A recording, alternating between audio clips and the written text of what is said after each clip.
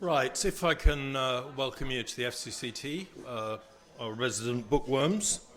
Just a quick look at what we've got on the horizon. On Monday at 11 a.m. we're going to have a press conference calling on Philip Morris International. It's funding a foundation for a smoke-free world, which is quite an interesting idea, to cease and desist from expropriating Sciataca's smoke-free index. So there's a lot of... Sciataca is the Southeast Asian Tobacco Control Alliance, and they are taking on Philip Morris, and Philip Morris may well be in the room on Monday to dispute what's going on. So it could be rather a lively press conference. In the evening, we have a documentary in cooperation with the Goethe Institute, and I think the Israeli Embassy's been helping as well. And this is a film called Life in Stills, and it's about somebody called Miriam Wischenstein, who at the age of 96 discovers that her late husband Rudy's shop, the photo house, is to be demolished. And this is quite a drama. The shop contains millions of images of Jewish history, so that should be quite interesting. Then on Wednesday next week, we have Andreas Harsono here to talk about his latest book, Race, Islam and Power in Post-Suharto Indonesia. It takes a look at the ethnic and religious violence that's been going on there, and it's published by Monash University in Australia. And it's a sweeping analysis of the rising influence of race and religion on Indonesian politics. It's the culmination of 15 years of extensive research, during which Harsono visited over 90 places across the archipelago, starting in Banda Aceh in 2003. So Andreas will be here. That should be a very interesting evening. That's next Wednesday. And so to this evening, and we have an interesting program, a conversation between Christopher G. Moore, who is an author who's been based in Bangkok since the early 90s. I remember first meeting Christopher at the FCCT atop the Dusitani and having a conversation with him about freelance writing in Bangkok, and I told him that it was hard work and a difficult project to undertake. And he was a little bit skeptical, and I got the feeling that maybe he thought I was just trying to put him off because there was a little bit of extra competition. But of course, I was a journalist, and he's been writing novels. He's a Canadian lawyer by training. And we also have James Newman here, who I don't know, and he's been working as an author for many years. So we're going to base this evening on Rooms, which is Christopher Moore's latest work, and he and James will have a conversation, and I will perch here and interrupt and try not to make too much of a nuisance of myself. So can I invite you both to the podium? There are copies of both their books at the back available at hugely discounted prices. And it would be nice if you could all come forward in the room so that we have a cozy and more intimate atmosphere. It also looks better on YouTube.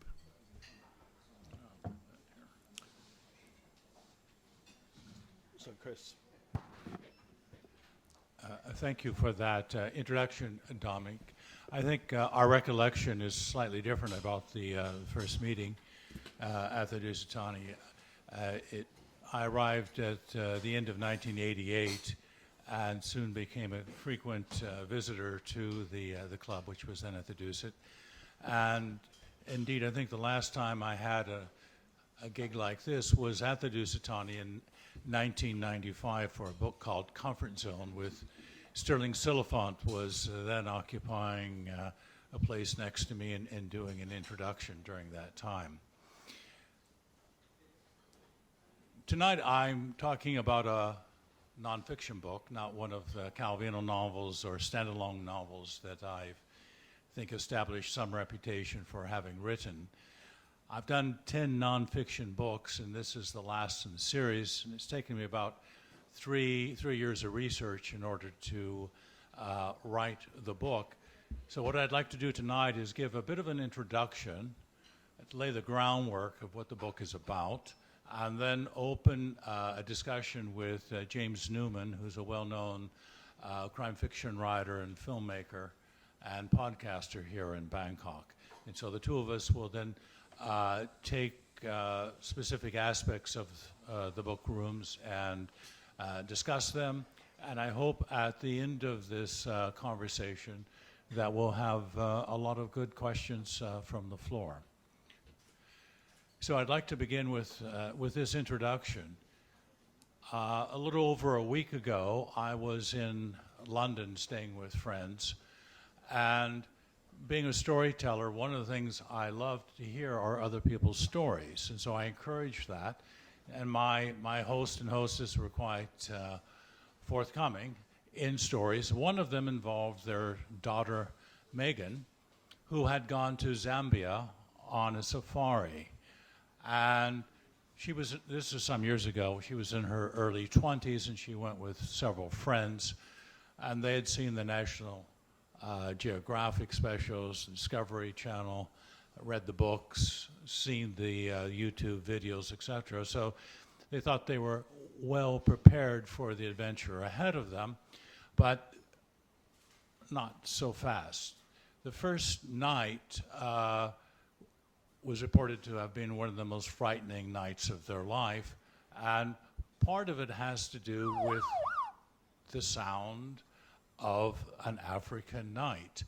In other words, they're staying in an unprotected tent, and suddenly you have a soundscape in Africa that is not the soundscape of a Foreign Correspondents Club room, or a room in a club in London, or a private school in London.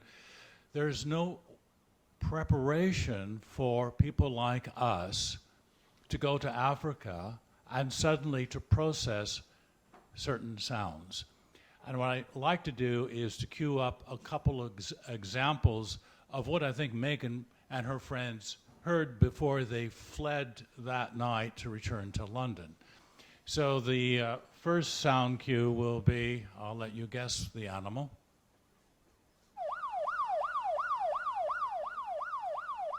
It's not an animal. It's not an animal.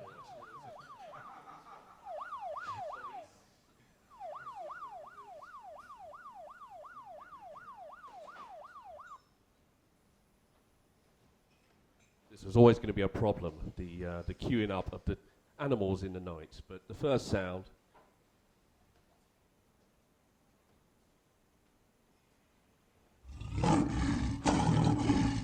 This is what Megan and her friends heard, or thought they heard, outside the tent. Now, we can all be very smug sitting here in this protected room, knowing that this is projected sound. But when you're actually out in the night, in a tent, and this is not a recorded sound, this is a real sound, you start to have questions. You start to understand that you really are not able to process exactly what you're hearing. How far away is this animal? What does that sound mean in terms of, is it hungry? Has it already eaten? Is it looking for a sexual opportunity? So the lion is one of the early sounds that for a very large part of our history would have been part of our natural environment. Before we had these artificial lights, these walls, this furniture, these chairs that we're sitting on. So I think we have one more African sound.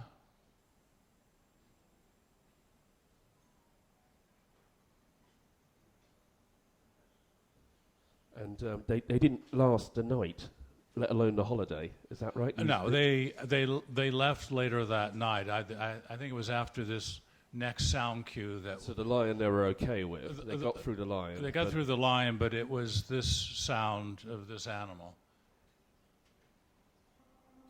maybe. That was the sound, yeah.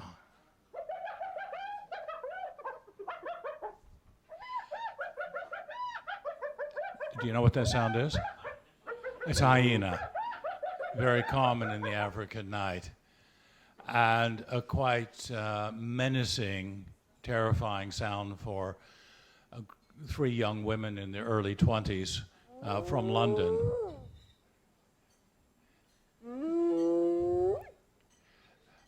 This is outside the tent. How far away from the tent, they couldn't say, but I think with each retelling, it got closer and closer to the walls of the tent. Now, the point of this is refresh ourselves as to what the sounds are like when you don't live in a room. When we lived in nature, we heard a different soundscape. That soundscape influenced who we were. It's a part of the whole evolutionary biology that our species has gone through. Let me give you an example of the sound of the room culture. If you're in a room, you'll know what this sound is. At least if you live in a high-rise in Bangkok or most cities.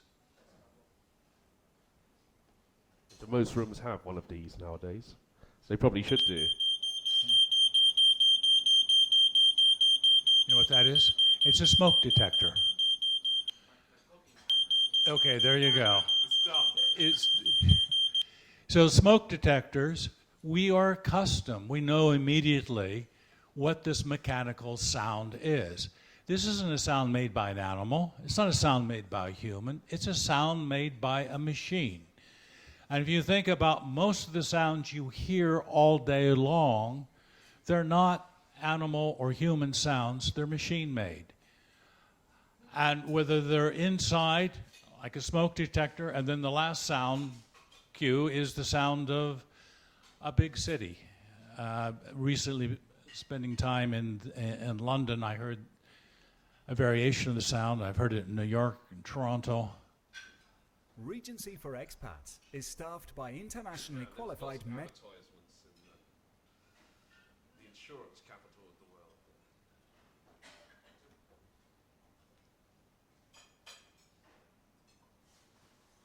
medical professionals. So no matter where you are in the world, you know.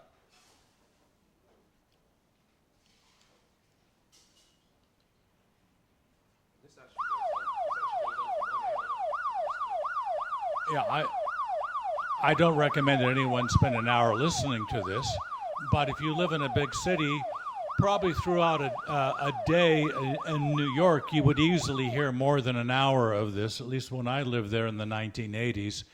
That was basically the soundtrack that I heard day in and day out. We acclimatize to sound. And what I mean by acclimatize, the way you think about sound comes from the space that you occupy. We don't occupy open-ended spaces on an African savanna any longer. But we spend an awful lot of time, evolutionary speaking, in that soundscape. So what we have is an overlay of sensory apparatus that comes from a modern world of sound. Most of the sounds that we now attune to are mechanical. They are made from one machine or another. And a lot of them you don't hear. If you just stop for a moment and listen, it's air conditioning. There's a buzz. There's a hum in this room, but you don't hear it. You don't think about it until your attention is drawn to it. There are going to be appliances in your house, in your condominium, that's going to have the same kind of function. You go from one controlled and artificial environment to another, and those are the sounds that become the soundscape of your day. The things that you pay attention to from a sound point of view are largely mechanical. They're the siren type sounds. There's some aspect of technology that's creating a sound that is getting your attention, asking you to do things, asking you to buy something, asking you to pay attention. The same thing has happened with our sense of color and our sense of light. The other thing that Megan mentioned about is Africa is how dark it was. We tend to forget that without electric light, without oil lamps before that, that when it was nightfall, it was really night. You had the stars, you had the moon, and maybe a campfire, but that was it. The rest of it was a dark place. And we're not nocturnal creatures, at least most of us anyway. So our night vision is not very good. It's not our strength to be in the night with our eye receptors the way that they are.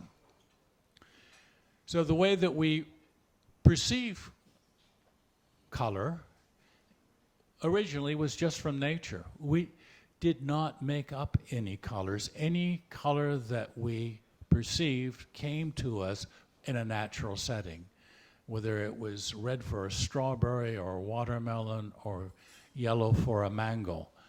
Our ability to construct through the eye a sound gave us an evolutionary advantage. We were able to know what fruits, what vegetables were ripe, and when they were ready to eat. So what I'd like to be able to do tonight, along with James, is to look at that transition from that soundscape, that sight and colorscape, to a culture of rooms. And what I mean by rooms is we live our lives going from a series of rooms, one to another. You were born in a room in a hospital, most likely, or if you were born in a home, you were born in a room. There'd be the odd situation where someone's born in the back of a taxi or in an airplane, but those are freakish. By and large, almost everyone you know and everyone you will know has been born in a room and ultimately will likely die in a room or in a city nearby a room. So we are creatures of these constructed, artificially made dwellings. And we take them for normal. Sometimes they're prisons, sometimes they're schools, they're offices, they're cafeterias, they're restaurants, they're cinemas, they're shopping malls. But they're all a series of rooms. From the outside, they look very distinctive and individual, but inside they're divided into rooms that are a variation on other rooms. And so we feel a certain level of comfort. And if you've ever noticed when you go into a shopping mall or department stores, those colors are not accidental. Those are colors that make you feel comfortable, warm, wanting to buy something. They don't make you feel anxious, uncertain, wishing to escape the color coding. Other rooms suggest colors of authority. Look at the inside of colors of prisons or military barracks or police detention places. These are the colors that are used to make people submit to authority. There's a whole color scheme for that. So the book is this big picture book of looking at the transition that we've made from that African savanna, those sounds, those sights, to a modern culture.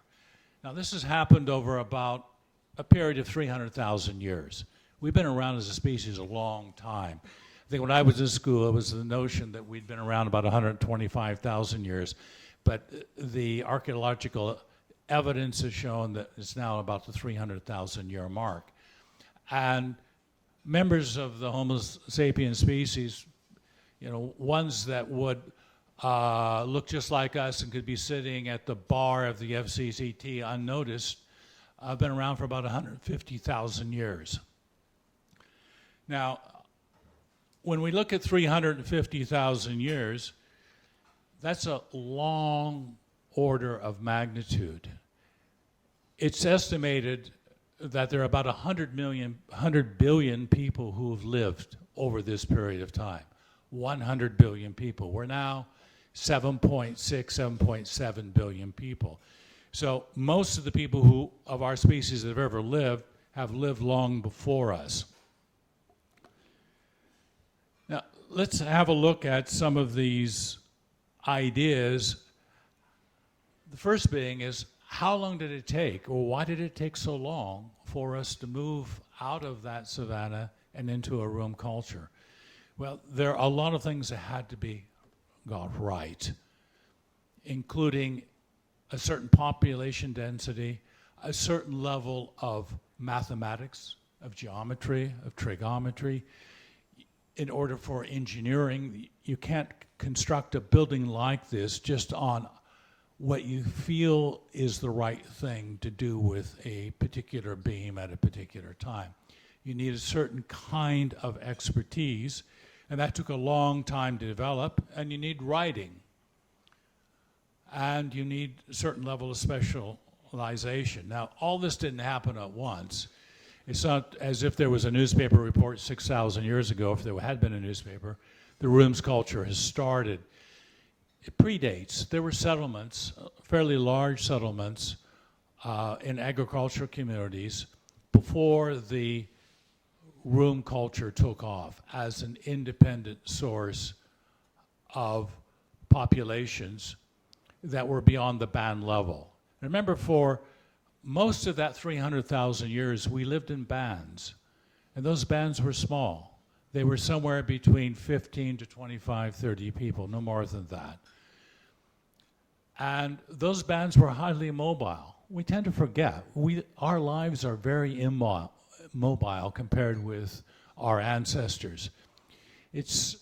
My research indicated that in the States, for example, over the lifetime of the average American, they could expect to move house 11.4 times in their lifetime. Now, I'm not certain the 0.4 how that works, but 11.4 times is the average. If you look at hunter-gatherers in the past, as well as the modern tribes, they move every 2 months. That's 6 times a year.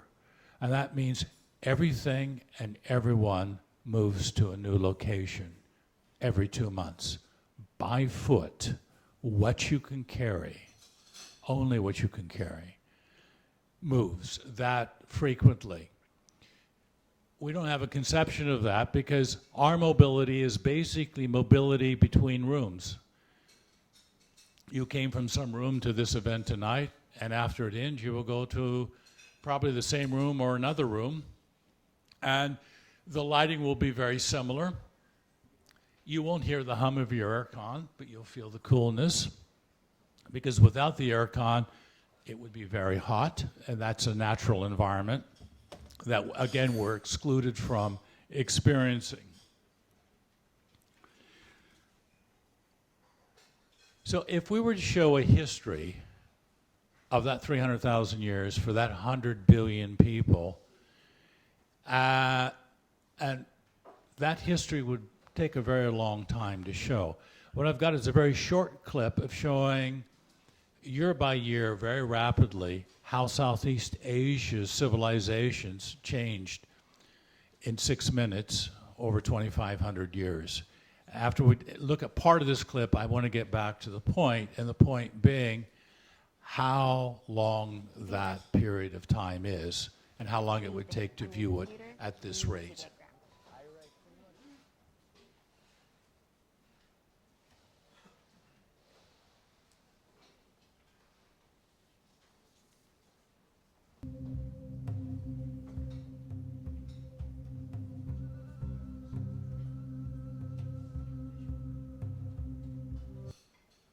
So we got our man in the booth there. Yeah, okay.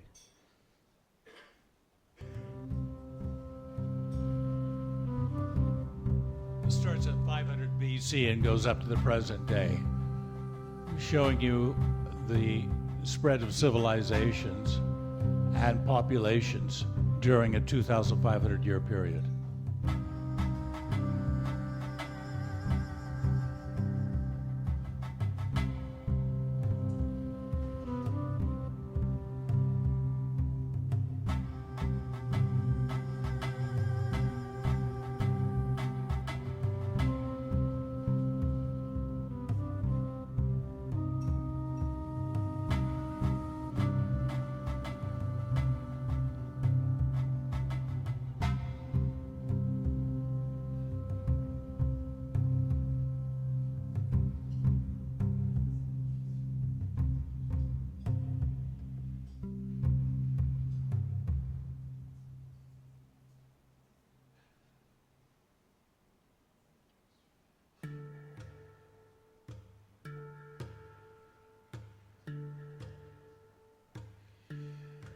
when people ask you or suggest things were better in the past, it's good to say which past are you talking about.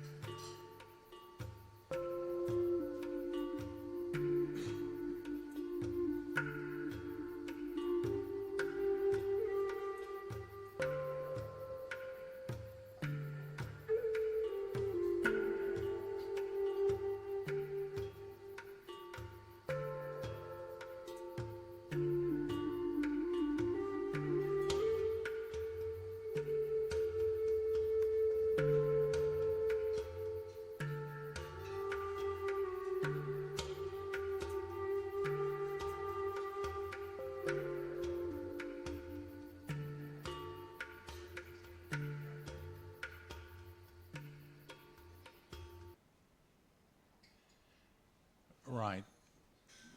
What I wanted to do was to demonstrate how that population shifted over a relatively short period of time. If we took the entire 300,000 year history of our species and did it at the same rate as this, and you wanted to binge watch, it would be 21 hours basically, which means 5 hours a day, 4 days, 1 hour on the last day, the fifth day.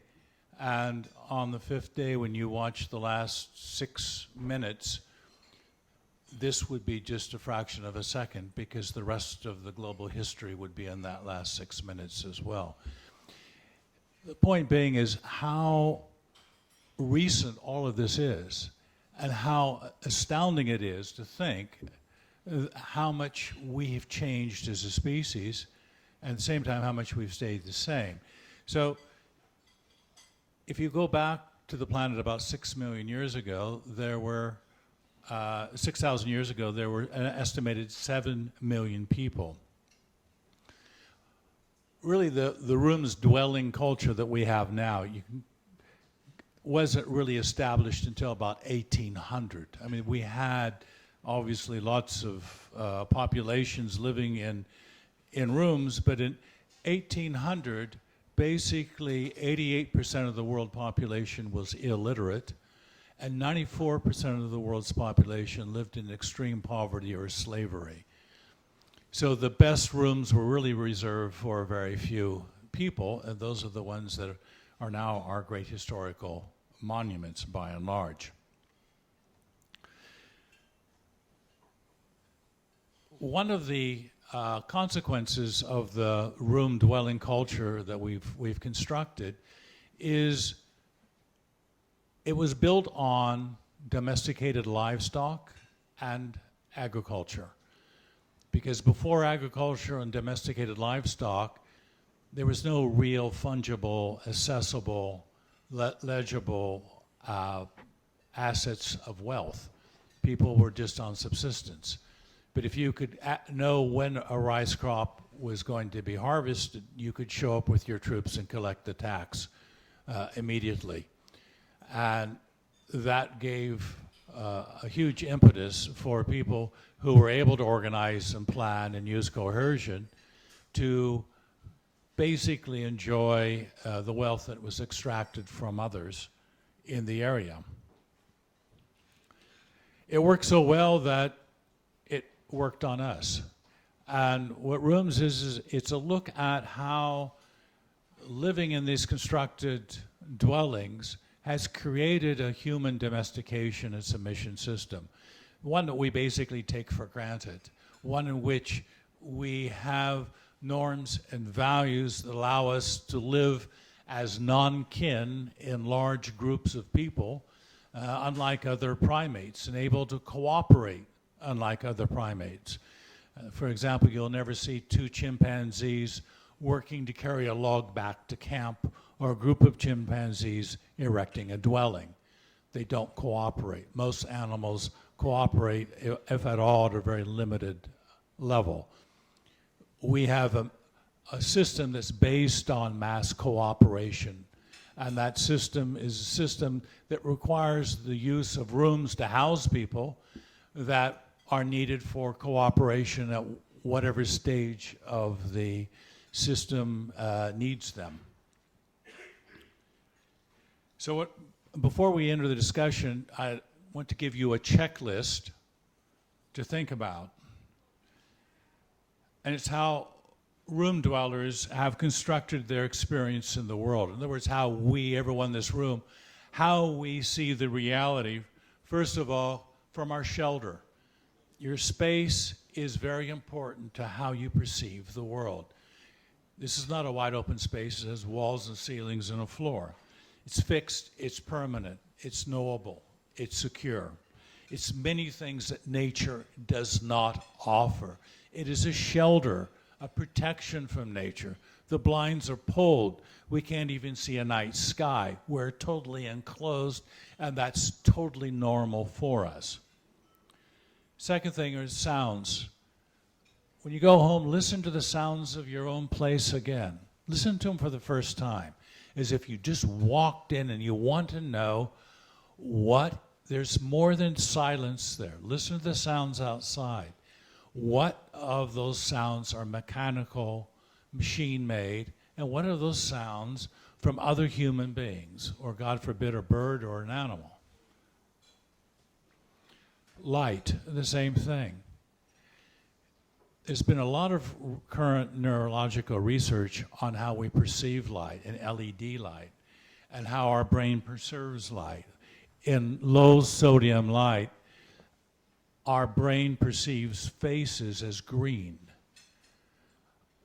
Other objects are in shades of gray. It's because the way you look at a face is accessing a different part of the brain than when you look at a chair or a table. This has changed as well as we have changed and controlled and managed our lighting. We see things in a different way than people would have seen them for 300,000 years, simply because they did not have artificial light. Artificial light allows you to see different things in different ways, and gives you 24-hour access to seeing. Colors. Again, we've been able to create magenta. There's a color you'll never find in nature. There are many others. We have been very artistic and creative in coming up with colors that have no correspondence in nature. Smells. Think about the smell in this room. Hopefully it's not anything that is going to be noticeable. It just smells like pretty much any other room, doesn't it? And when you go home, your room will probably have a smell that really doesn't stand out. In other words, our sense of smell is pretty blunted. We don't need it that often. We would have needed it for hundreds of thousands of years for all variety of reasons of smelling vegetables, flowers, trails of other animals that we're hunting. Those are no longer necessary. It's very rare you'll go into Villa Market or Foodland and find people smelling the food before they put it in their cart. So the book is about the story of these changes, how our sensory processing has changed, how we have been rewired to hear different sounds, see different colors, to assess the risk and assess what the future will be, because we are prediction machines. We want to know what happens next, whether it's a mystery or a drama. What keeps our attention is, what is the story going to do next after it's done that? And that's a survival trait as well. That's why the fear of the lion. Trying to predict whether that animal is near and whether it will eat you is hugely important for passing on your DNA. So with that, I will turn this over to James, who will begin the discussion of the book. Okay, thank you very much, Christopher. It's interesting that you mentioned the lion. I was walking to university the other day, and a domestic cat jumped out in front of me onto the sidewalk, and my heart leapt. There was some primal, innate fear of this feline predator, whereas other sounds that we could hear quite naturally, like the humming of an electric pylon that might be radiating some kind of cancer-inducing properties, we're not as scared for, because we're not, we haven't had this drilled into us. So yeah, I'm not sure how sympathetic I am with the girls who went camping on safari and didn't make it through the first night. I remember going to Kenya when I was 14 and loving it. I love to be outside in nature. And some people are also scared of rooms. If you have a troubling childhood, if you have an abusive childhood, perhaps rooms scare you. So it's all about what feels safe. And the book is fantastic, Christopher. I must admit, we had lunch shortly before you started writing it, or maybe whilst you were researching it. And I was working on a futuristic science fiction book called Fun City Punch, about a near future where there's no currency in the world and people have this social credit system, which I didn't know about, but they're doing this in China right now. People were deducted based on their moral behaviour. And then I went away for a year or so, and we had lunch again. You mentioned rooms, and I thought, this is even better. You're going back 300,000 years and looking at how those, how that history is relating to us now. So congratulations on the book. One question, first of all, that popped into my mind is, we know writing came around about the same time as, maybe just before, mass agriculture. Right. I mean, we don't actually know, do we, if writing predated Yeah, I think it's probably the first clay tablets would go back to Sumeria and Babylonia, where you have your first trigonometry, first geometry, and your first tallies were made. So that's about 6,000 year mark. And that's, in other words, we haven't found much, if anything, that predates that period in terms of recognizable writing. And I think there's a correlation between the development of that transition from basically a very primitive dwelling stage to more fixed constructed buildings required writing, because even if you had one brilliant craftsman and master, everything basically is lost on his death because he can't leave a written record. He could leave maybe one or two disciplines, but those disciples would still keep things very local. You couldn't share a plan for a room, say, with another tribe or another village.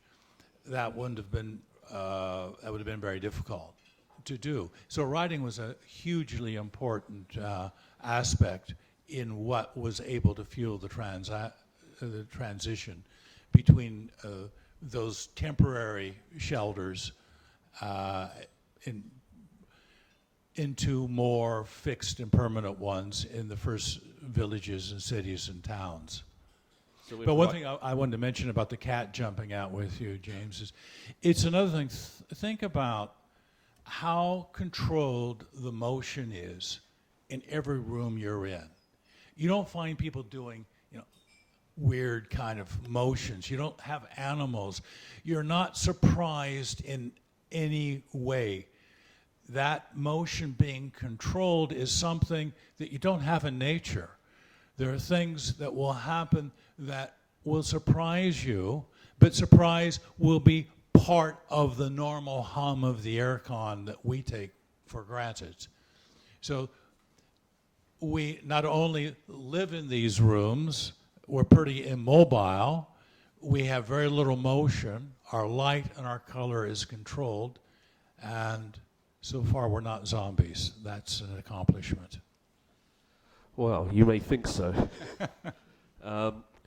Where's our guy in the booth? I was thinking, can you play the next slide?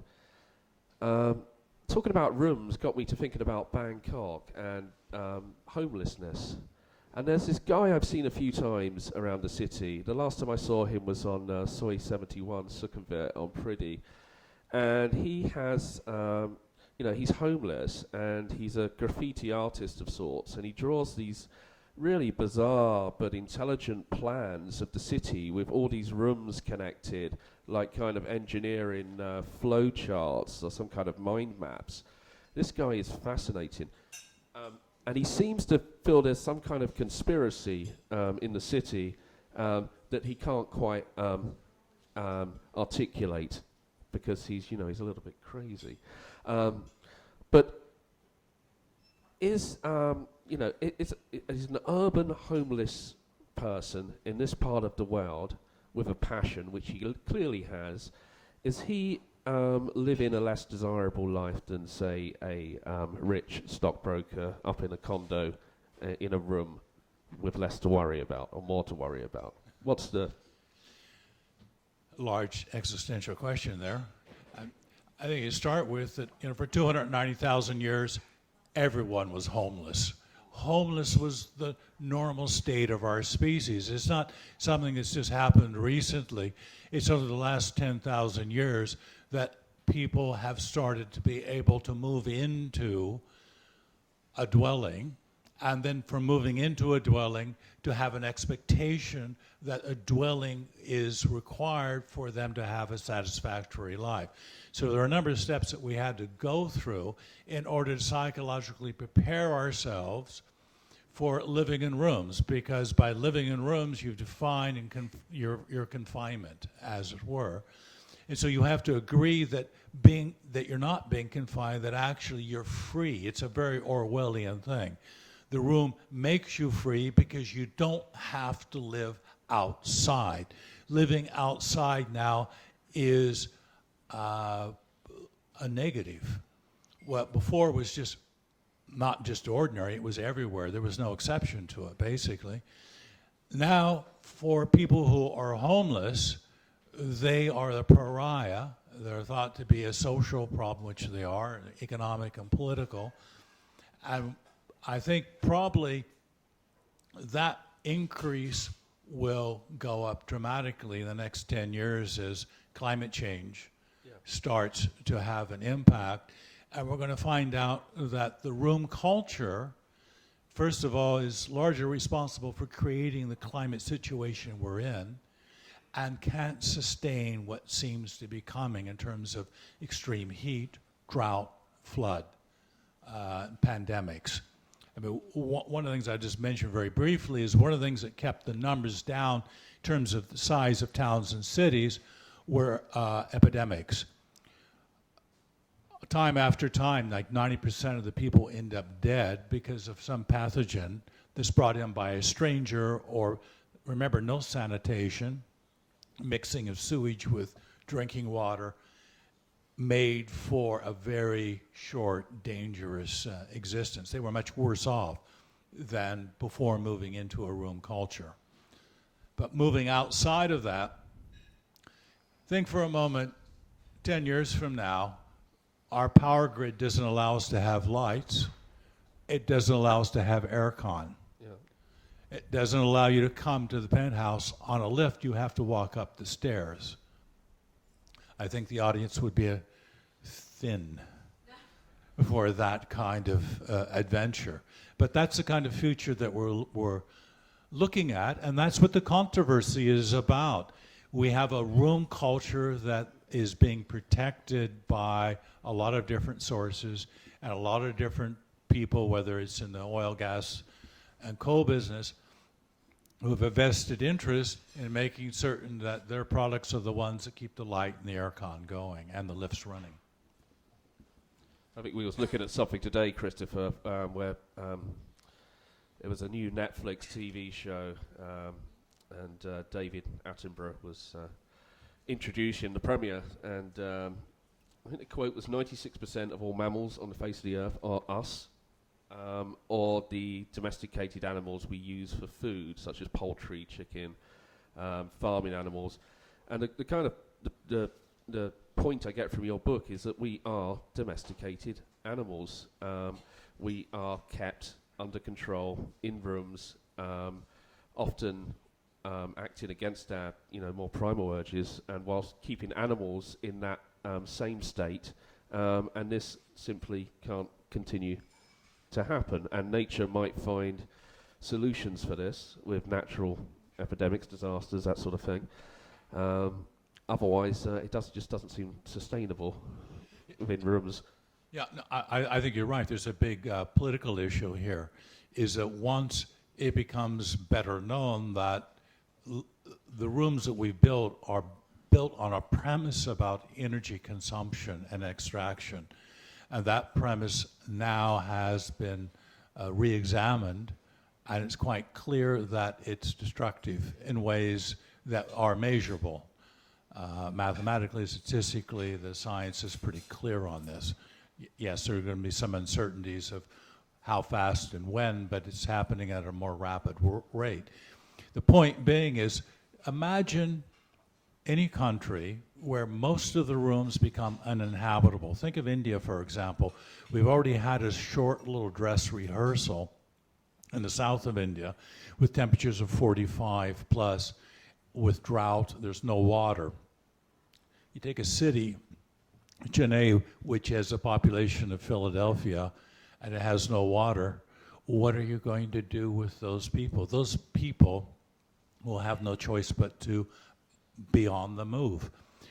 Just like we always moved in our history. We move for food and for water.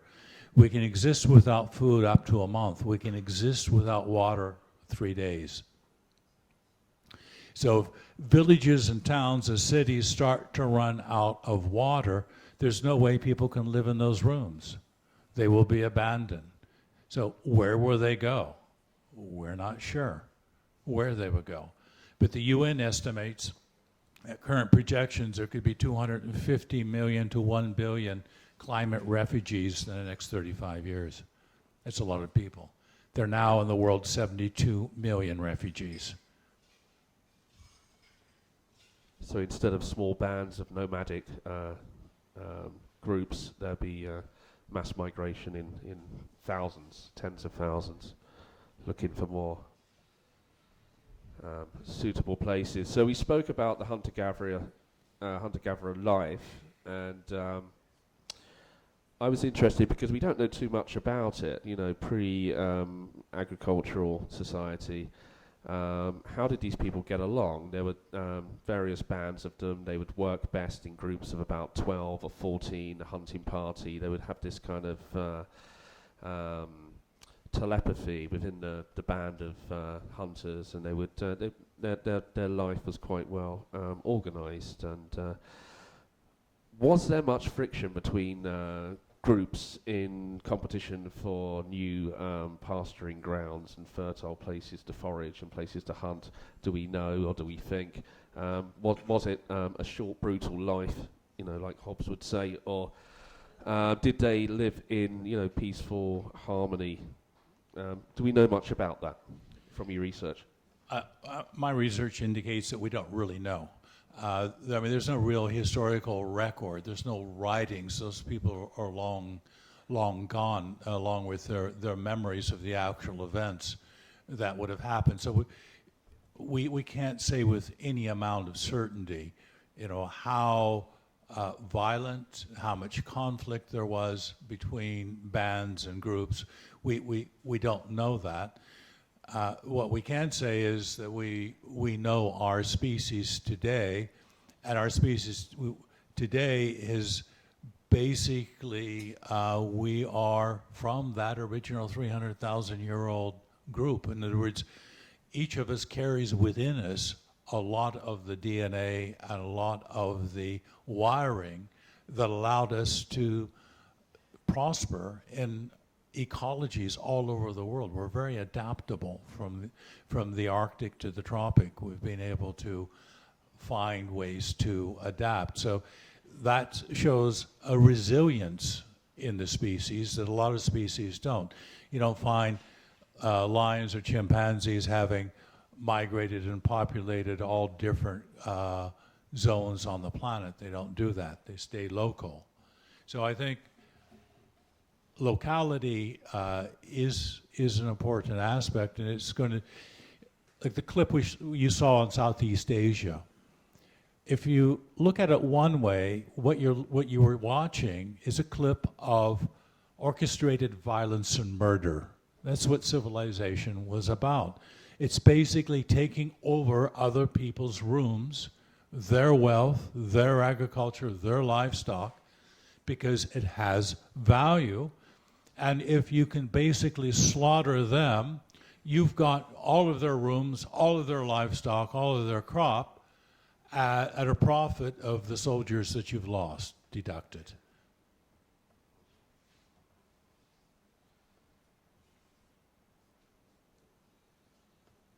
Okay, a lot of this ground we've actually covered, I think. We don't know quite when rooms arrived in the form. We know when they arrived in the form they are now, but when they were fixed structures rather than temporary shelters, we're not quite sure. And the first rooms would be very rudimentary. We abandoned our nomadic lifestyle once agriculture became sustainable, and who do rooms benefit? This was interesting. So is this all part of a power hierarchy?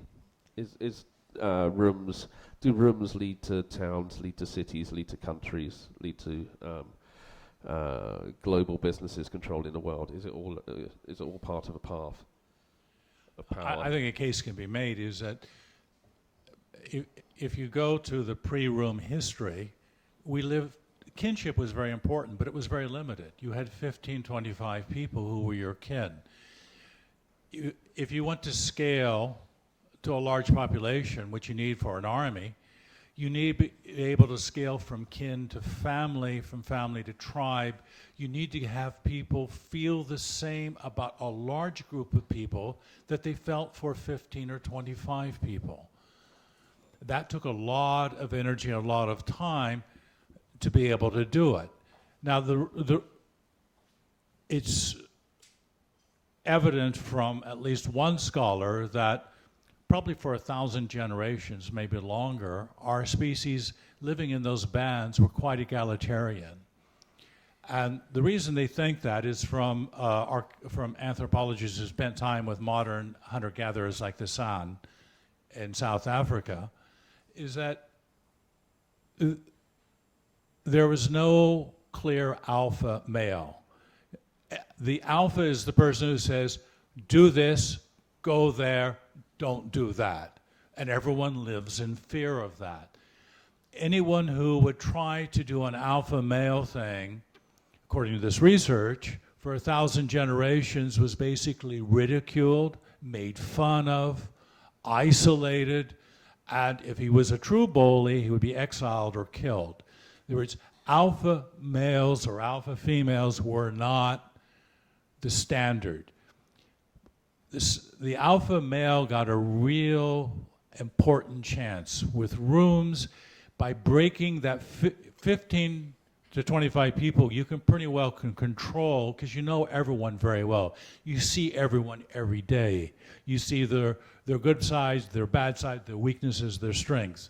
And so no one is going to be thought to be any better or any more entitled or privileged than anyone else. That, once we started living like this in rooms by the thousands and then by the tens and hundreds of thousands and millions, you have a lot of people at that point who are being managed. As James was saying, the book is about that domestication. We are managed throughout our day, throughout our life. You go to school to be taught how to be managed and how to be manageable. And if you're not manageable, then they put you on drugs so that you will somehow submit through that chemical intervention. Okay, from drugs. Oh. I wanted to go from drugs to sex there, but it wouldn't let me. Okay, I thought I'd throw in a sex slide to liven up the evening. And this guy was in the one of the red tops, one of the tabloid newspapers in London. And he's down in Koh Phangan, I think, or one of the islands here. And his cave, it's not even a room, it's a cave, has become an attraction of sorts for Lonely Planet-type backpackers to visit on their tour of Thailand. And it's his little love nest inside there. And it got me thinking about the chapters on sex and rooms in Rooms the book, and the harems, and and I was also thinking about the Epstein plane thing as well today when I looked at this slide. So yeah, rooms can be a manipulation of gender through force. I mean, you can make a case that living in rooms is probably the worst thing that ever happened to women. I think they had a lot more freedom, a lot more independence than when everyone was living in the open and traveling every 2 months than they have in a room culture where often they were confined as property in a room, which is kind of a weird thing. But going to James's person down south, it's interesting and it's ironic that it would be people from the rooms culture wanting to experience sex with someone from a non-room culture. Is that is a freaky thing. We don't think of, he's not like a homeless person. He is living the way someone would live for 290,000 years. Except he's having visitors from another already from another civilization. Another culture, certainly, yeah. So I was thinking about countries being an extension of rooms, and what tricks national administrations, politicians, governments use to convince us that our rooms are worth living in, that our rooms are the best. Flags, matching coloured T-shirts, songs, perhaps, the odd war. This authoritarian approach to room maintenance is not only carried out by the father of a family of 5, but also by the leaders of nations. Is this a connection you looked at in any way? Yeah, I have, and I've thought about this as well, is that rooms are a perfect place for surveillance.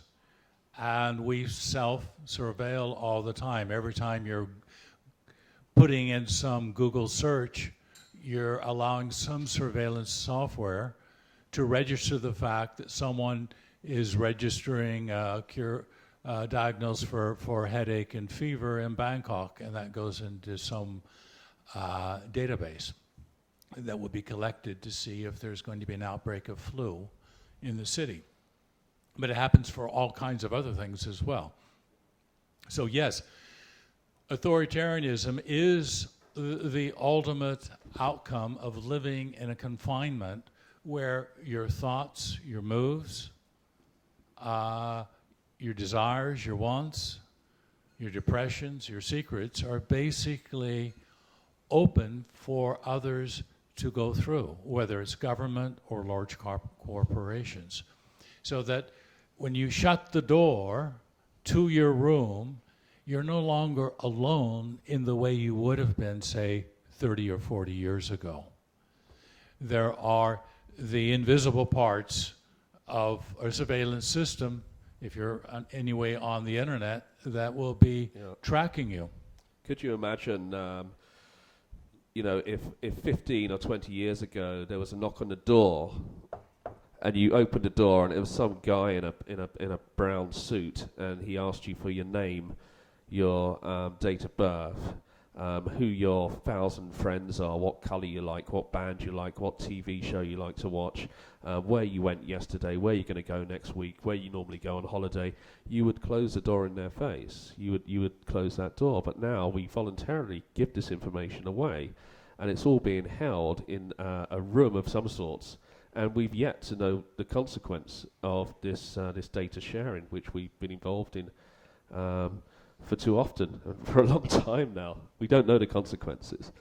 But there are people who have left rooms, and it's increasingly difficult to do in this day and age, especially if we see the electronic and cyber footprint that we leave, if we use the internet, if we use social media, and if we use smartphones, we're always going to leave a trail. But historically, some of our best thinkers have left behind society. We think of Gautama Buddha, and I looked at Greece and Rome. And something you mentioned about the Romans, the people who left the society in the book, were they the outsiders? What was this group? I mean, the thing with the original towns, they were actually quite dangerous places. They were walled cities, walled towns. And they were walled, you would think, to defend against people who might attack and steal the assets. But they were also walled cities to keep people inside, because people lived in real squalor, and they would run if, for example, there was an outbreak of a disease or there was a shortage of food. They would go to the hills. I mean, there's a huge overlap between the constructed rooms and the original migratory, mobile, hunter-gatherer type of people. Not all the hunter-gatherer were just guys carrying spears and running around in Africa.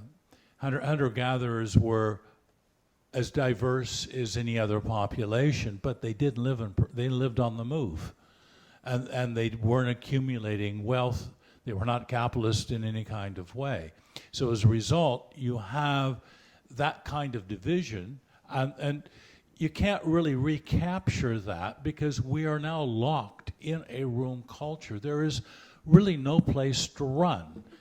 James had mentioned earlier about the seafarers, the people who seasteading. They want to set up platforms in international water and to be independent of any country. Well, we've had nation states since 1648, and there's no way at the moment to see that the nation state is going to be junked for another system.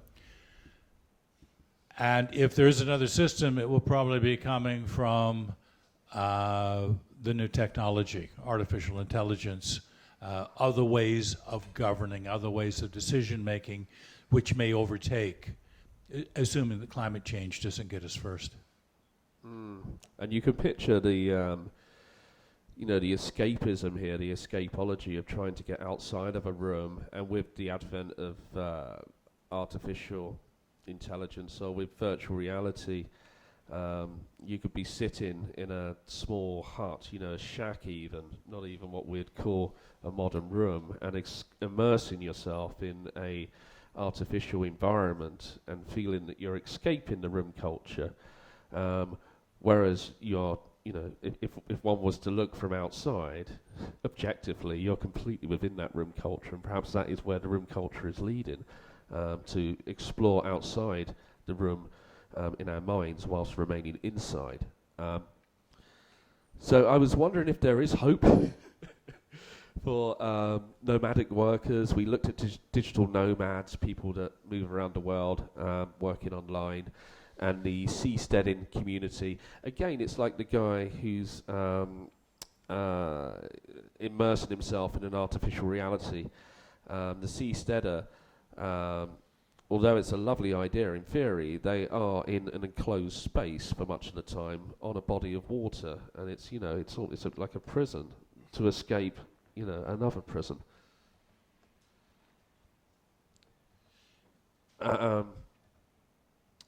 Okay, so we're moving on to the natural emergency. And I had this, we spoke on a podcast recently, and I was, if the electricity died, if the power went out in Bangkok right now, if there was a national emergency of some sort, the people who would be the most affected would be those in the top penthouse floor of a condominium who rely on a chauffeur and the BTS, and these are the most affluent people, the richest. The person from peasant stock in Isan would be able to survive. They'd be able to forage for food. They would be able to, know where to find water, I'd imagine, and be able to travel. They'd be quite hardy. But then we looked further into it, and there's this very rich minority, 0.01%, who are buying up chunks of land in places like New Zealand, to have these kind of fallout bunkers for when they anticipate, everything will go to hell. So how will we cope if that does happen, or won't we? Mass migration. You can kind of see the outlines of people who are super wealthy, the billionaire class people. Some of them are concerned and are seeking alternatives. The question is whether that makes any kind of rational sense, because at some stage the world will change to accommodate what we need to do, because evolution means that you evolve a different way out of necessity, not because you want to, not because there's an alternative, necessity. That's why we're here. We evolved because our ancestors, through a combination of necessity and accident, made the right series of predictions about what would happen next. And without that, we wouldn't be here. So we have that problem-solving ability, but getting back to a point that James made about the internet, social media, is another thing about rooms. It's the perfect incubator for addiction. Think how much time you spend checking a timeline. Think how many articles a day you're reading. And then try to remember one of those articles that was so important that you read on Wednesday a month ago. we have found ourselves addicted because the information for us seems so rich, so personalized, it gives us a high. And so that high can be sustained by staying in your room and staying alone. You can see where that's going. We're very social creatures. I can remember Bangkok as Dominic and 30 years ago. It was perhaps a more sociable place. When you go out tonight, you take the public transportation, how many people will be looking at their cell phones as they're walking? How many of them will be on their cell phones when they're on the train? There's no longer the eye contact. There's no longer that connection that people had. And that's something to be watched and thought about. Yeah, I think our nomadic hunter forefathers would be getting dopamine hits every time they fire the arrow and it hits some wild game. We're getting dopamine hits every time we get a like on social media. That's the state we're in. Right. Well, I think that's probably the most depressing program we've had this year.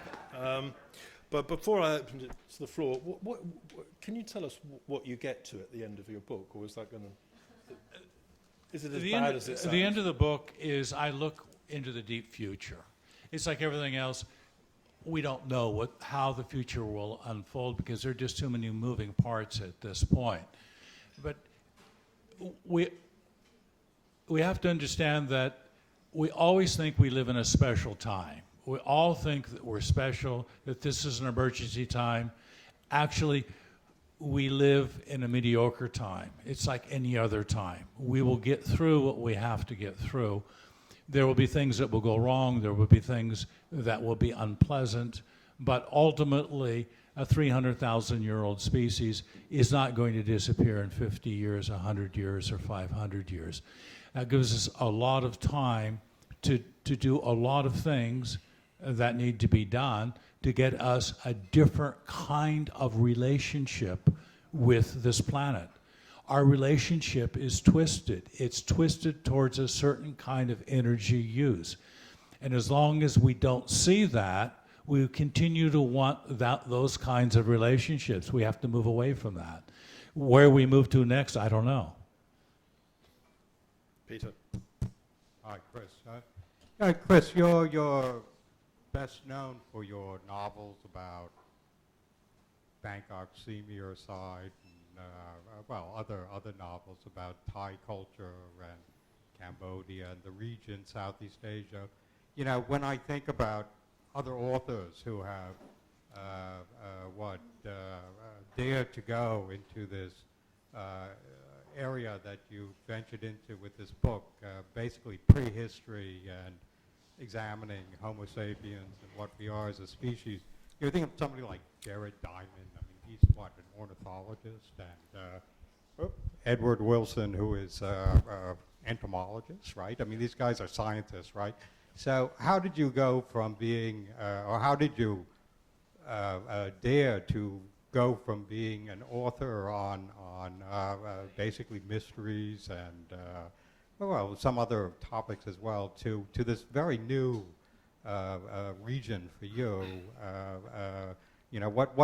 How do you feel you qualify to be an expert on rooms? I guess the question is. It's a good question. I came to this book, like I think I go to a lot of my books. The Calvino books are mysteries. And this book, Rooms, is about a very large mystery, about how we came to be the way we are, how we believe, what our relationships are like, how they've changed, and what's the fundamental level of who we really are, as opposed to what has happened to us with technology over the past 150 years. So I was curious about that. And we also live in a time where people understand that if you want an expert to write a book, it's going to be a very narrow book, because expertise now has gone to a very micro, from a macro level to a very micro level in almost every field. What we lack is someone to go through and synthesize from psychology, sociology, anthropology, archaeology, economics, medieval history, in order to, and science as well, in order to look at things in a more nuanced way, to try to fit together the pieces of all these individual pieces of expertise and to make them alive in a coherent picture. That's the purpose of the book. The purpose of the book is give you my 3 years of research, of wide reading in many different areas, and bringing them together in what I think is a novel look at how we became the way we've become and what we're likely to become in the next few hundred years.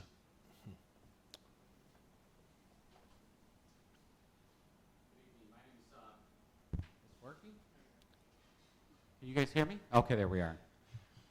My name is Patrick Desmond, and I'm glad to be here. And I have to admit that I have not read your book, but I'm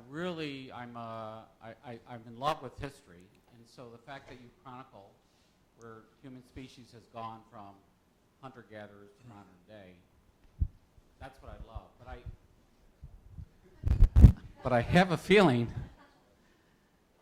that there's an undercurrent of bias in what you propose. So I'll state at the beginning, you know, I'm an atheist top to bottom. So I believe human beings are called to no higher of responsibility of this world than any other mammal or creature, okay? So when you refer to things as artificial, I disagree. I don't think there's anything more artificial than a high-rise skyscraper than there is to a beaver's dam, because we're all part of the natural world, and human beings naturally construct those things. So getting back to this, I don't know why, and maybe you can correct me, it seems like you take a negative perspective from the transition from what we were 10,000 years ago or before to where we are now. And I point out a couple of things that you look at. We gradually relinquished our traditional mobility for life inside permanent rooms. It seems negative. It seems like relinquished could be changed. You mentioned that our loss of mobility, our mode of mobility has changed. And again, you characterize it in a sense of loss and what will make us mobile again, like there was something great about that in the past. And I point out the fact that I would think if we were back in prehistoric times or pre-10,000 years ago, if there was a storm, we would run for a room. We used the image of a Thai nomad or something like that in front of a cave. A cave is no less a room than this room here. So have I mischaracterized the undercurrent of what I call your bias for something else? So I'm just sort of interested in your perspective on that. Okay. First of all, I have a bias. I think it's Danny Kahneman's account. I would have about 680 biases. And you can't help but bring your own education, your own background to the research that you do. That being said, what I'm looking at is not judgmentally. I don't think one is necessarily worse than the other, although you have archaeologists and you have others looking at the records to suggest, you know, sometimes a hunter-gatherer would have had things that would have been more interesting, maybe, but they would have also, they didn't have antibiotics, they didn't have doctors, they didn't have modern medicine. It was a pretty awful existence. You get cut, you're going to get infected and die very young. Childbirth was a misery. Women died childbirth, a lot of infant mortality. So yeah, things were not rosy, and it's not painted as rosy in the book.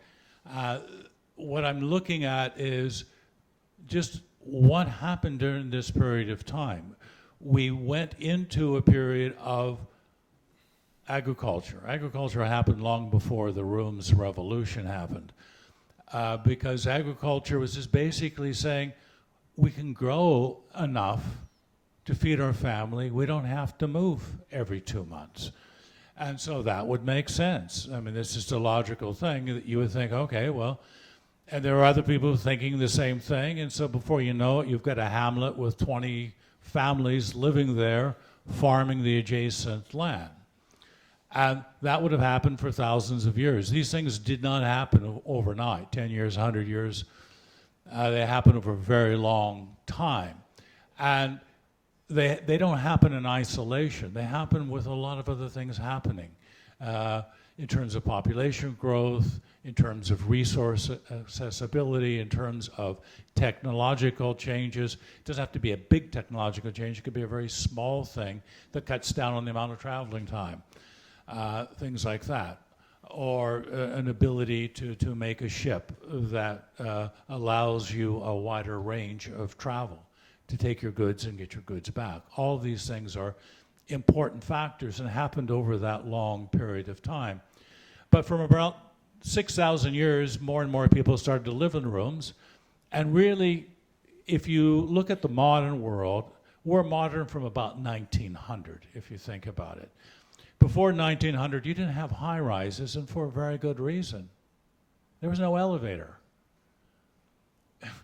The elevator, it was a very significant piece of technology. We don't think much about it, but before 1900, you did not have mass-produced elevators. And so the technological things that came from putting a lot of people together, you get a lot of people's minds segregated by the fact that they're bright, they're good at mathematics, you school them, you use that knowledge to create a new generation of technology that then creates the next level of how you construct your rooms. The way this particular room is constructed is fairly recent. This is not some template that you would have found 100 years ago. Yeah. I am Musam from Chulalongkorn University. My question about the effect of the sound and the color, you have mentioned about it. My question, during the day, from the morning until the evening, that do you think that kind of exchangeable effect between the sound and the colors? And also, do you think that can give an answer between our changeable of the lifestyle? That also. Yeah. I mean, there's no question that our perception of light is fundamentally changed because of artificial lights. We're able to use electricity to generate it, to control it, and to create a system that allows illumination of all different sorts. But the colors that we're seeing, the neurologists are telling us, are very much influenced by the kind of light, the quality of light in which you are living in. And that's going to depend from room to room. The kind of light you need in a surgery, in a hospital, is going to be a different kind of light than you need in a jazz bar. Daniel?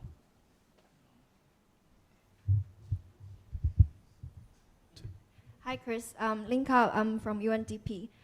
So my question is that, can you share your thought about human intentions with the form of rooms? Because I think there are different layers of human intentions that people come to seek for, to serve others. People come here to seek for something, for sheltering, sense of security, sense of belonging. So there are different layers of human intentions. And I think for me, I feel like room is a platform to facilitate all human intentions together, to put them into a system.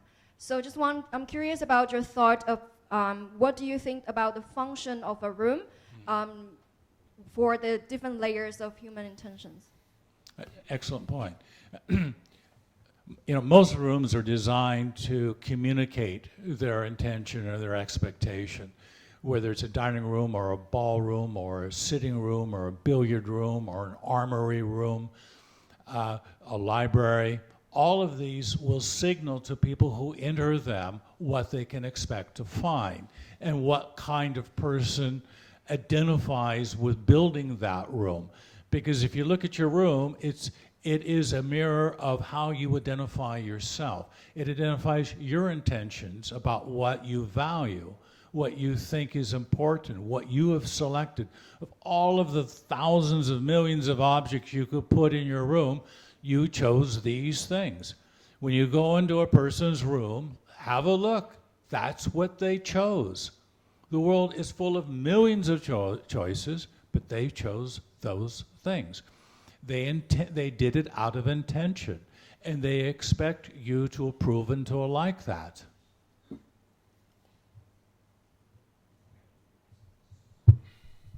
Just to, It's a bit low now. like this, just to suggest maybe a possibility for a more hopeful conclusion. Christopher, I take you to be saying that although, of course, this room culture has created a lot of problems and difficulties, and in some ways we probably don't feel entirely at home in these rooms, which explains these weird yearnings we seem to have, to visit cavemen in their caves and have, prehistoric sex with them. The bottom line is we are all room people, and there is no going back. And the supposed caveman is anything but, right? He is a room person just as well, but in period costume, as it were. So I think if I understand you correctly, would you not say that the problems or the solutions to our problems are going to come from the room culture as well? And that it's not so much a matter of deciding whether we want to be in rooms or not, because that decision got made for us a long, long time ago. But what kinds of rooms we want to live in, right? We will stay a room culture, there's no way around that, but we can make those rooms take very different forms. They can be these energy-guzzling ecological disasters, or they can be something quite different, and they will still be rooms.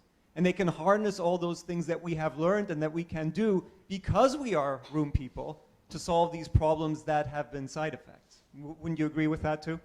Yeah, no, I have no disagreement with any of that. I think it's true. We are universally a room culture, whether it's Afghanistan, whether it's Thailand or Canada or England.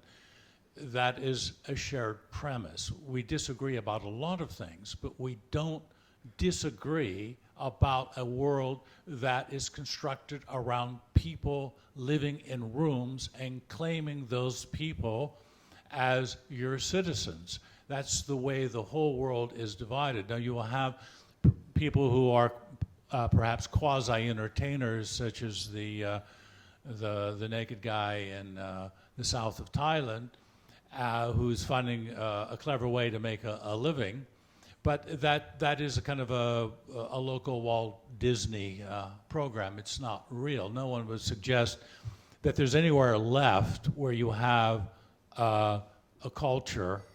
I mean, there are a few exceptions. I think the 32 hunter-gatherer group is still left on the planet, but they're very insignificant number, and they don't have much influence on 7.5 billion people that live in a room culture. How we get out of it, you're right. It will be from people who are working in rooms now who will find escape hatches or redesigns or refittings. Things will get patched between now and then. I don't see everything folding up and going to disaster, but I can see there'll be problems. But I think there always have been problems. We're always in a period of transition. And we always think our period is rougher, more difficult, more perilous than those that passed before us. And I think that's probably not true. So you've dodged the prehistoric sex question. I've recently written a book myself, and I'm not going to advertise it here, but one of the things that I looked at was the Bangkok of the 1930s. And there was a very interesting aspect to it. It was a city of 700,000, 200,000 in Thonburi. But at that point, there was no migration from the countryside to the city because there was no employment. So people who wanted to live and have a good standard of living stayed in the countryside. So a central issue in your room's view of the world is migration. So we have a situation in Europe now where people living in rooms in Africa, and they do have rooms, they have houses, are not happy. So they want to go and live in the rooms of Europe. We have a similar situation along the Mexican-US border. Our friends building a wall. So it would suggest that rooms are desirable, that people, that well-organized civilizations, strong economies have rooms. Yeah. So they have rooms, but they also have resources as well. If you kind of look at what's happening in Central America, and it's similar to what's happening in places like Yemen, there are ecological reasons. There are droughts in these places. There are famines. These people don't have food. In other words, if you want to create conflict and migration, you create the circumstances that resources are scarce. They can't feed their children. And in that chaotic situation, you get gangs forming, taking advantage of the most vulnerable people, bullying them around. And so you've got the worst of all worlds. You can't feed your family, and you and your family are being threatened. What are you going to do? You're going to run. And you're going to run someplace where you've been told through Hollywood and all the propaganda you've ever read is the richest and the best place on the planet, and you have known people who know people who've done that, and they're so happy. And that happens in England. I mean, I was just there. England has changed since I was a student in the 70s. There's no question about it. This place has changed since the 1980s as well. One of the figures I came across in writing the book was, I think in 1920, only 30% of Americans lived in cities. By 2010, it was 80%. There's been a drastic change, and this is reflected worldwide. It's reflected in Bangkok, it's true in London, that people are moving into cities, and that cities in poorer countries are overwhelmed. That's why they're ringed with slums. Whether it's Sao Paulo in Brazil or places in India like Mumbai, you're going to have massive slum dwellings. People will construct permanent structures, but they're not, from our point of view, very permanent. Questions? Yes, well, I'll ask another one. This idea of technological solutions and how we must evolve, because what we're seeing in the world, of course, is appalling at the moment. Look at the smog in Bangkok early this year. But I was in Nairobi for the UN conference on the environment, and that was a really depressing set of speeches. It went on and on and on. And at one point in the press conference, there was a professor from London who was asked, is there anything that you can tell us that's cheerful, that will lift the mood?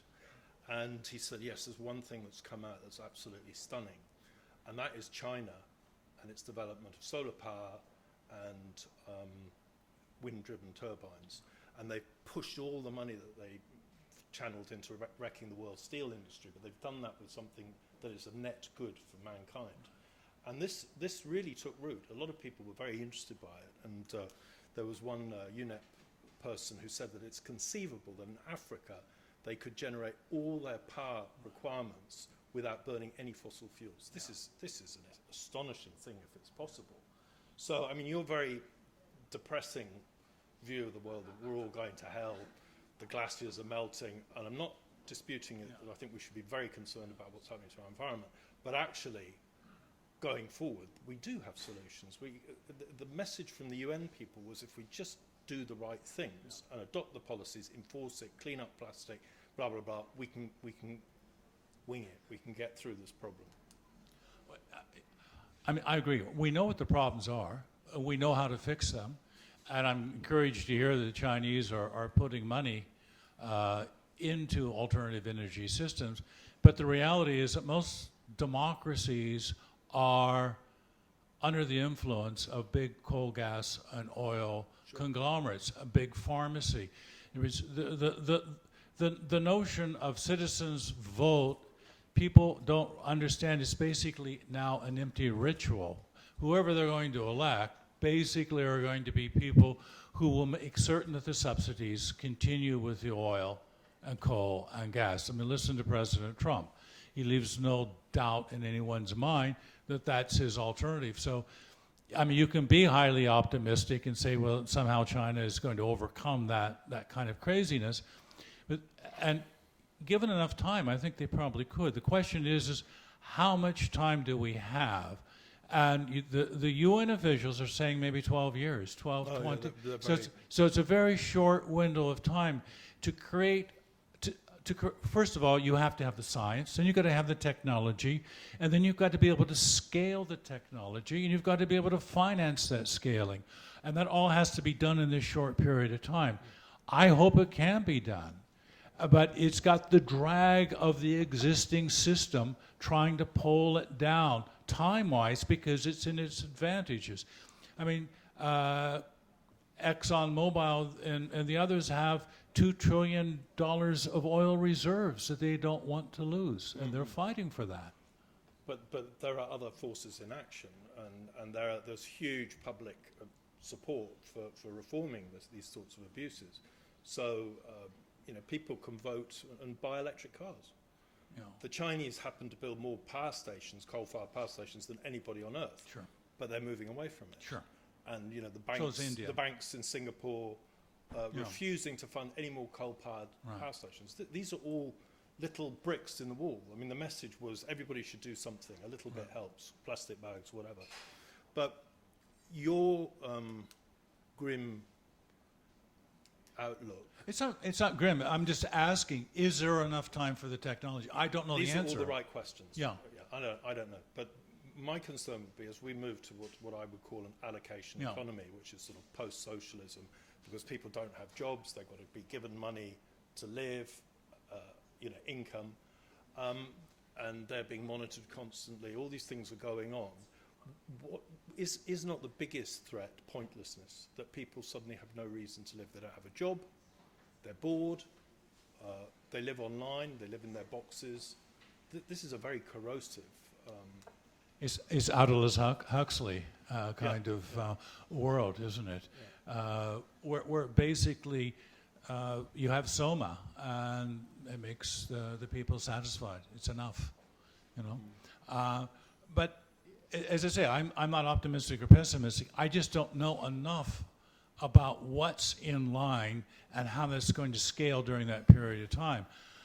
I'm rooting for the team that says, let's do it and get it done. And it's good to know that these things are happening. The question is when enough of them will accumulate to make a real shift. Because the transition from the way we use these rooms, and it will be a huge transition if oil, gas go too quickly. Because the new technology may not be able to take up all of that capacity. So there may be a kind of a rationing. It's a little bit, it's like in England in the early 70s when I was a student there. There were still people talking about the rationing after the war of sugar and other things. People learn to ration things in an emergency situation. The problem with climate change is it doesn't seem to be like an emergency for most people. Yeah.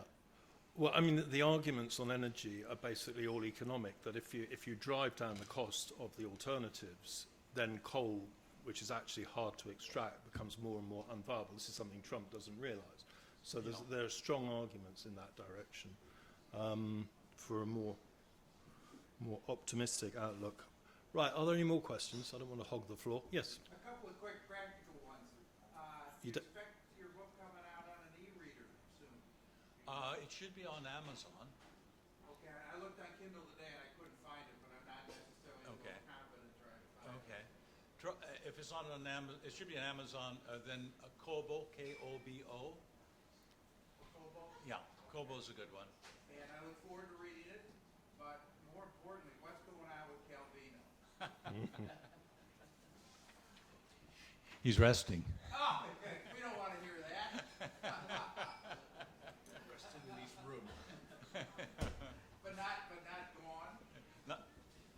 I would not say he's gone, no. Yeah.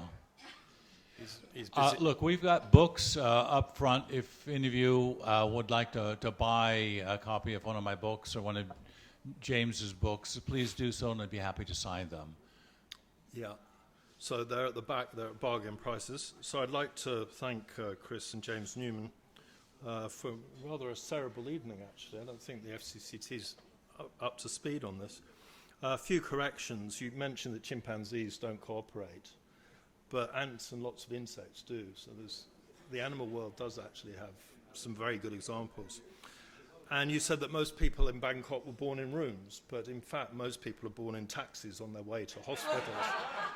And this is the only city in the world where all the police are trained as midwives, and they all carry rubber gloves. Not many people know that. They get lots of practice. It's to learn things like that you come to the FCCT. So thank you both very much. Very interesting evening. Thank you.